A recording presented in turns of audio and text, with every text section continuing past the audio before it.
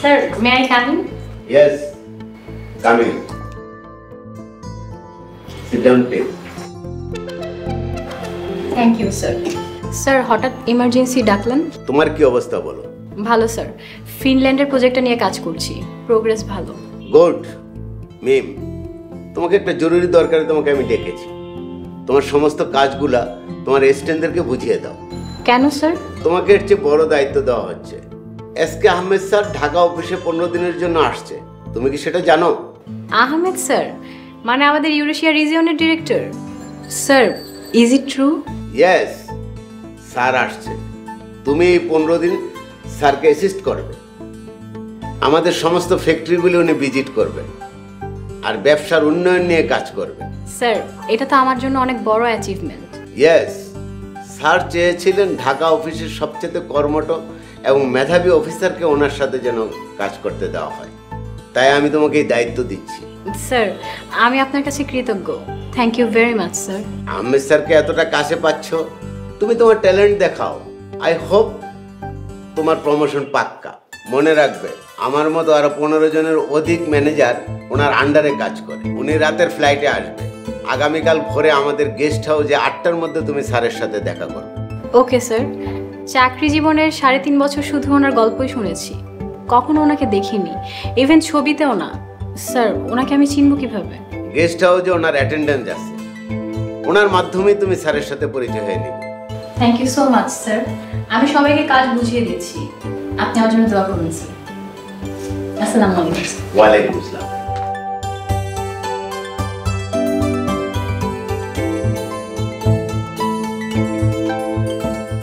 আরে খালিদ, আপনি আপনি এখানে কি করছেন?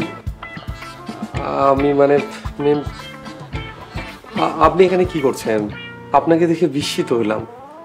বুঝতে পেরেছি, আপনি আহমেদ স্যারের অ্যাটেন্ডেন্ট, এম আই রাইট? কেমন আছেন মিম? চাচা চাচি কেমন আছে? কে কেমন আছে সেটা পরে জানলেও চলবে, আগে আমার কথা উত্তর দিন। বলতে পারেন। মিস্টার খালিদ, একটা কথা বলি, কিছু মনে করবেন না। আমি অর্কিড গ্রুপের অর্কিড অ্যাপারেলের সিনিয়র মার্চেন্ডাইজার। মাশাআল্লাহ, খুব ভালো। অনেক কষ্ট করে এই পজিশনে এসেছি, আর আপনি স্যারের সামান্য একজন অ্যাটেন্ডেন্ট, কাজের লোকও বলা যেতে পারে। খালিদ, কিছু মনে করবেন না, আমি আপনাকে আপনি করে বলতে পারছি না। সমস্যা নেই, তুমি করে বলেন। গুড। আর একটা কথা, তুমি আমাকে নাম ধরে ডাকবা না, ম্যাম বা ম্যাডাম বলবে, ওকে? আচ্ছা ঠিক আছে ম্যাডাম। Very good. আচ্ছা, আহমেদ স্যার এখন ওঠেননি? আহমেদ স্যারকে গিয়ে বলো মিম ম্যাডাম এসেছেন।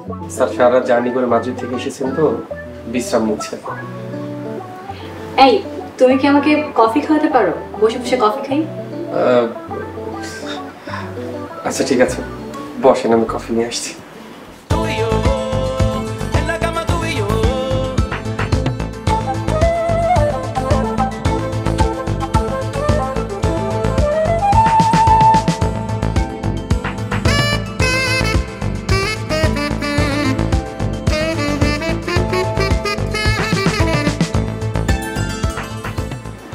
হ্যালো, হ্যাঁ মিস্টার নাজিম, আমি এসকে আহমেদ বলছি। Good morning sir. স্যার, মিম তো ইতিমধ্যে আপনার কাছে পৌঁছে গেছে। জি, মিম রিপোর্ট করেছে। নাজিম, আপনার কাছে একটা অনুরোধ আছে। কি বলছেন স্যার? অনুরোধ কেন? আপনি আমাকে অর্ডার করবেন। বিষয়টা ব্যক্তিগত। ঢাকা অফিসের আমাকে কেউ চেনে না, রাইট? হ্যাঁ স্যার, আমি মাদ্রিদ অফিসে আপনার সাথে সামনাসামনি মিট না হলে তো আমিও আপনাকে চিনতে পারতাম না। What happened? মিম কি আপনার সাথে কোনো অভদ্রতা করেছে? না না, ঠিক আছে। আমাকে বাঁচালেন স্যার। মিস্টার নাজিম, আমি আপনাকে রিকোয়েস্ট করবো মিম যেন কোনোভাবেই আমার পরিচয়টা না জানে। কিন্তু কেন স্যার? এটা আমার রিকোয়েস্ট। ইভেন ঢাকা অফিসের কেউ যেন আমার সম্পর্কে না জানে। Okay sir, I got it. Khalid, তোমার কি হলো? একটা কফি দিতে এত সময় লাগে? মিস্টার নাজিম, আমি রাখছি।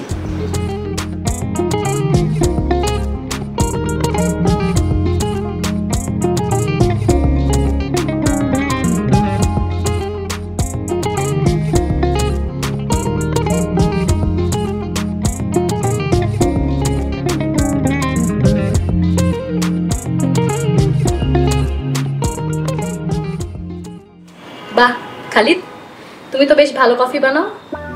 স্যারকে বুঝি মজার মজার খাবার রান্না করে খাই ইমপ্রেস করেছো, বেশ উন্নতি করেছো। সবই আল্লাহর ইচ্ছা, আমি তার বান্দা, চেষ্টা করেছি মাত্র। দুঃখজনক তুমি ঢাকা ইউনিভার্সিটিতে পড়াশোনা করে স্যারের কাজের লোক। আমাকে দেখো, আমি সিনিয়র মার্চেন্ডাইজার, বেতন মাসে লাখ টাকা। তোমার কি মনে হয় আমি সাকসেসফুল? আপনি অনেক উন্নতি করেছেন। তখন যদি আমার তোমার সাথে বিয়ে হতো তাহলে কি হতো? এতদিনে 2 বাচ্চার মা আর তোমার মতো চাকরের সেবা দাসী। এখন আমাকে দেখো, মাসে লাখ টাকা বেতন, 3 মাস অন্তর অন্তর বোনাস, হাতে আইফোন, অফিসের গাড়ি। কি মনে করো আমি কেমন আছি? মাশাআল্লাহ, আপনি অনেক ভালো আছেন। ঠিক আছে, তুমি তোমার কাজ করো। তোমার সাথে কথা বলতে দেখলে স্যার আবার আমাকেও চাকরানি ভাববে। ম্যাডাম, স্যার আজ বের হবেন না, আপনি কাল আসুন। আপনি বাসায় চলে যান। ও, বাসায় চলে যাব? স্যার তো তাই বললেন।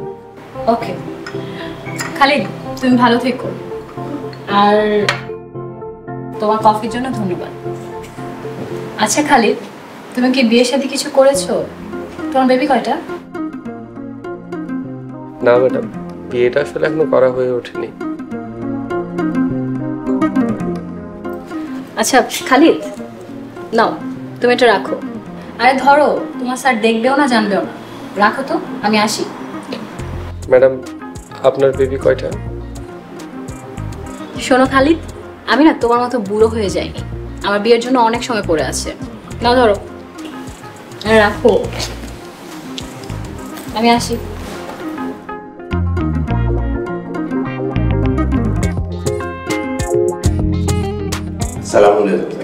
ওয়ালাইকুম আসসালাম।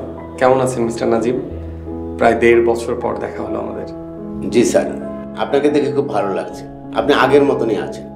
পার্সোনালি আপনি আমার অনুপ্রেরণা। আপনার জীবন আচরণ আমার কাছে অনুকরণীয়। প্লিজ মিস্টার নাজিম, আমাকে অনুকরণ করবেন না, অনুকরণ করুন আল্লাহর প্রিয় রাসূল, শেষ নবী হযরত মুহাম্মদ সাল্লাল্লাহু আলাইহি ওয়াসাল্লামকে।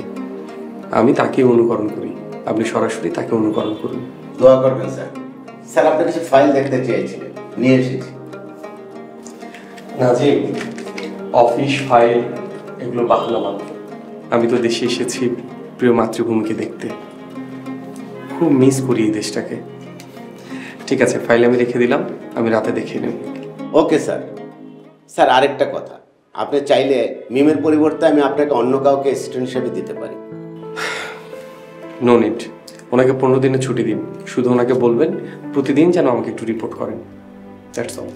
অফকোর্স স্যার, মিম এবং আমি আপনার অধীনস্থ কর্মচারী মাত্র। আপনি যা বলবেন তাই হবে। কিউরিসিটির জন্য ক্ষমা চাচ্ছি স্যার। স্যার, আপনি আপনার পরিচয় মিমের কাছে গোপন রাখছেন কেন? বিষয়টা একান্ত ব্যক্তিগত, প্লিজ আমাকে এই ব্যাপারে এখন কিছু জিজ্ঞেস করবেন না। তবে কথা দিচ্ছি, আমি যাবার আগে অবশ্যই আপনার কৌতূহল দূর করে যাব। এটা আপনার পার্সোনাল ব্যাপার। স্যার, তাহলে আমি এখন আসি। যদি কোনো প্রয়োজন হয় আমাকে ডাকবেন। ঠিক আছে, ভালো থাকবেন। আসসালামু আলাইকুম। ওয়ালাইকুম আসসালাম।